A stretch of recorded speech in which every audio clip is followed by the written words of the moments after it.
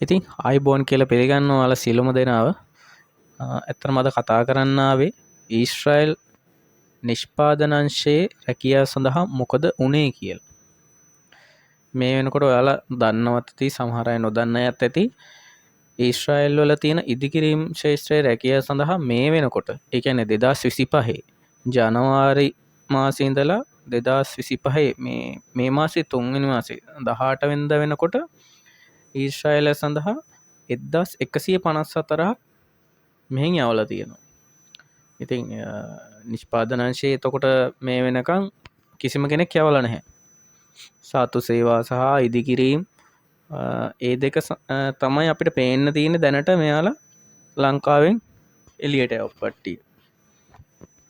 ඉතින් එහෙම බැලුවහම නිෂ්පාදන අංශයේ ඉන්නවා තවමත් ෆිසිකල් ටෙස්ට් එකටවත් සහභාගී කරගත්තු නැති කොට්ටාශයක්.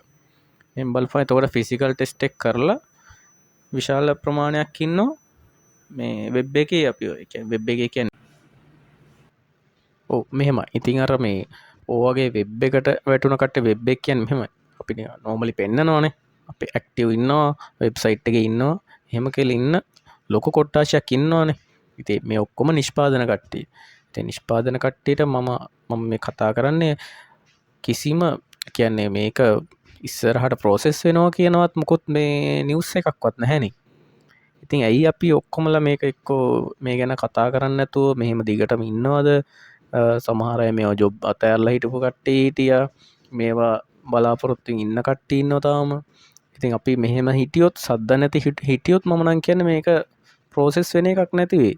මේවා ඒජන්සි හරහා දිගටම ෆිල් වෙයි.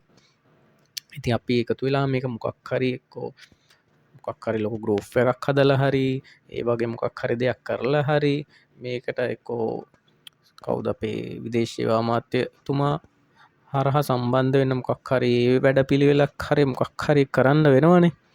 නැත්තම් අපිට විදේශ සේවා එකෙන්වත් පොසිටිව් ෆීඩ්බැක් නැත්තම් අපි මේ විදිහට දිගටම ඉන්නවද? මොකද මේ විදිහට දිගටම ඉන්නවා කියන්නේ ඉතින් අපේ එක්කෝ ඊශ්‍රායල් ඩ්‍රීම් ටික තමයි නැති වෙන්නේ. එක්කෝ කොරියන් යන්න බලනවා නැත්තම් ඊශ්‍රායල් යන්න බලනවා. ඉතින් ওই දෙකේනේ සාමාන්‍ය අපිට මේ රටින් එළියට ගිහිල්ලා සාමාන්‍ය ප්‍රොෆිට් එකක් තියෙන විදිහට සැලරි එකක් ගන්න පුළුවන් රටවල් දෙකකට දැනට තියෙන්නේ. අපි නෝමලි අපේ මිනිස්සුන්ට යන්න පුළුවන්. ඉතින් අපි මේ වෙනුවෙන් කතා කරන්න ඕන කියන තැන තමයි මම ඉන්නේ. මොකද දැන් මම අර ඒ කතා කරපු වෙලේ සම්බන්ධ වුණු මහත්මයෙක් කිව්වේ ඉස්සරහට වෙනවා. නමුත් හරියට දිනයක් නැහැ. එහෙමනම් හරියට දිනයක් කියන්න ඕනේ. මෙන්න මේ කාලෙන් පස්සේ අපි ඔයාලට මෙසේජස් එවනවා. මේ ටෙස්ටිං වලට මෙසේජස් දාලා තියෙනවා. ඉතින් ටෙස්ටිං කියන්නේ ඉතින් මොකුත් නැහැ වගේනේ.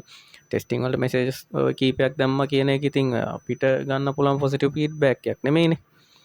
දැන් මේක ඉදිකිරීම් අංශයේ දිනපතා යන වගේ නිකන් මෙසේජස් යනවා.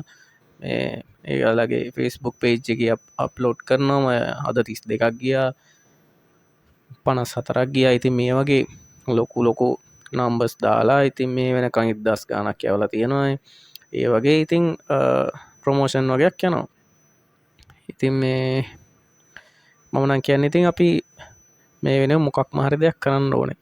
මොකද මම දන්න ගෲප් කීපයක ඉන්නවා, ඊශ්‍රායල් ගෲප් කීපයක. ඉතින් එයාලත් ඉතින් අර ඒ වෙලේ මෙසේජ් එකක් දාලා අහනවා තාමත් මොකුත් නැහැ නේද? තාමත් මොකුත් නැහැ නේද? මම නම් කියන්නේ එහෙම මොකුත් නැහැ නේද නෙමෙයි. අපි සාමාන්‍ය එයාලට දැනෙන්න මොන හරි කතාවක් හරි වොයිස් වීඩියෝ ක්ලිප් එකක් හරි වොයිස් ඕවර් එකක් හරි එයාලට ෂෙයා වෙන්න ඕනේ. විජිත හේරත් මේ ඇමතිතුමාන් ඉන්නේ.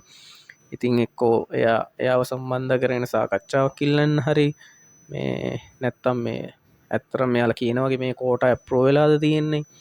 ඒ වගේ නැත්තටම මොකුත් දන්නේ නැහැනේ. මේ වෙනුවෙන් බලාපොරොත්තු තියාගෙන අපි මෙහෙම ඉන්නේ නැතුව මේ ඒ වගේ දෙයක් කරමු ඉතින්.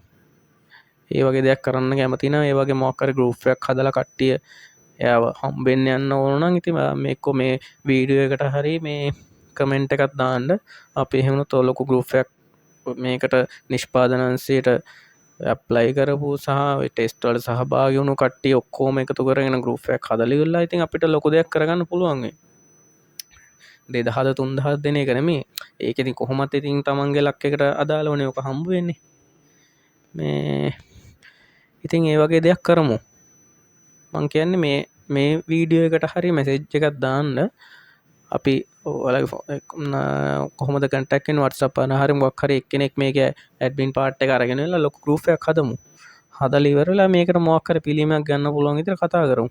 නැත්තම් ඉතින් අපි සද්ද නොකර ඉන්න මේක මේ එක්ක යට යන එක නැත්තම් ඒජන්සි ටික පෝසත් වෙලා මේ ඒ වගේ දෙයක් වෙන එක. හරි ඉතින් මම කතා කරේ මම මේ විදේශ සේවාවකත් එක්ක කතා කරපු මේ පොඩි හරි දේ ඔයාලට කියන්න. ඉතින් මේ පොඩි හරි දේ ඉතින් පොසිටිව් දෙයක් වුණා නම් මං ඉතින් අර හැපි මූඩ් එක මේ මෙසේජ් එක ඔයාලට දෙනවා. ඉතින් එහෙම පොසිටිව් ෆීඩ්බැක් එකක් ආවේ නෑ අතරම. මේ කියන්නේ බලාපොරොත්තුව තියාගන්න පුළුවන් තරමේ මේ ඩිස්කෂන් එකක් යන්න තරම්වත් පොඩි ටයිම් එකක් ගියේ. ඉතින් එයාලා ටක් ගාලා ෆෝන් එක කට් කරා.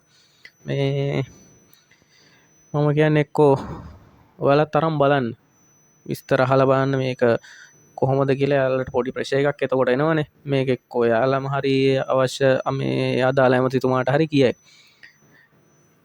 හරි එහෙනම් හැමෝටම ජය වේවා. මේකට අනිවාර්යෙන් කමෙන්ට් එකක් දාන්න අපි මොකද කරන්නේ ගෲප් එකක් හදනවද හදනවා නම් කවුද ඇඩ්මින් පාර්ට් එක ගන්න කියලා. ඒක මොකක් හරි මේ දාන්න. thank you එහෙනම් හැමෝටම ජය වේවා. ශ්‍රී ලංකා විදේශ සේවා නියුක්ති කාර්යාංශයයි. සේවා ඵලදායීතාවය සඳහා මෙම දුරකථන සංවාදය පටිගත කරන බව කරුණාවෙන් සැලකන්න. ඔබ ආයිබෝවන්. අපගේ පාරිභෝගික සේවා නිලධාරීන් දැනට කාර්යබහුල බැවින් ඔබගේ ඇමතුම හා සම්බන්ධ වනතුරු කරුණාකර රැඳී සිටින්න. එසේ නොමැති නම් පසුව අවතන්න. www.slbfe.lk වෙබ් අඩවියට පිවිසීමෙන්ද ඔබට අවශ්‍ය තොරතුරු පරීක්ෂා කළ හැකියි.